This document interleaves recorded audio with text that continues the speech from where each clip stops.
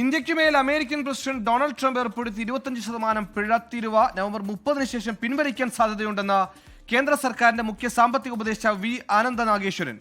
ഇന്ത്യയും യുഎസും തമ്മിലുള്ള തുടർച്ചയായ ചർച്ചകളെക്കുറിച്ചും ആനന്ദ നാഗേശ്വരൻ സൂചിപ്പിച്ചു. ആയിഷത്തുൽ ഷംന ന്യൂസ് ഡെസ്കിൽ ചേർന്നു.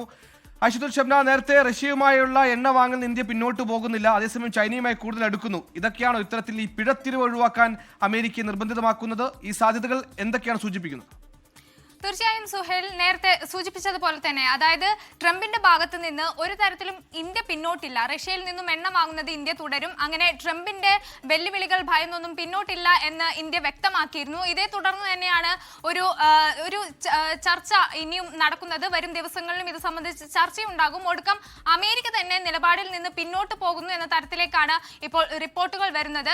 എന്തായാലും ഈ ചൈനയോട് ഇന്ത്യ കൂടുതൽ അടുക്കുന്നത് ട്രംപിനെ സംബന്ധിച്ച് ഏറെ ഉണ്ടാക്കിയിരുന്നു.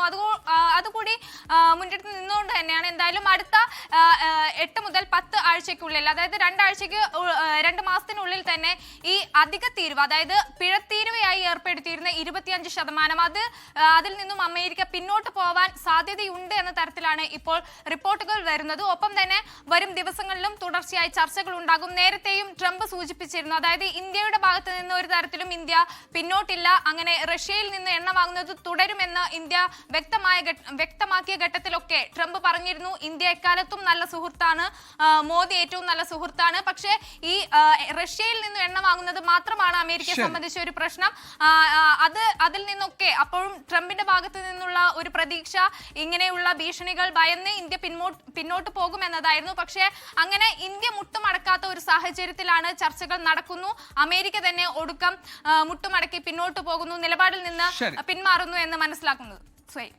25% പിഴത്തീരുവയിൽ നിന്ന് അമേരിക്ക പിന്നോട്ട് പോകുമെന്ന സൂചനകൾ കൂടിയാണ് വരുന്നത്. ആശുപത്രി ഷംനയാണ് ന്യൂസ് ഡെസ്കിൽ നിന്ന് വാർത്തയുടെ വിവരങ്ങൾ നൽകിയത്. ലോകത്തെവിടെയായാലും ഏത് സമയത്തും 24 വാർത്തകളും ഓഗ്മെന്റഡ് റിയാലിറ്റി പാക്കേജുകളും എക്സ്പ്ലെയിനറുകളും വിശദമായി കാണാൻ ഞങ്ങളുടെ യൂട്യൂബ് ചാനൽ നിങ്ങൾക്ക് സബ്സ്ക്രൈബ് ചെയ്യാം.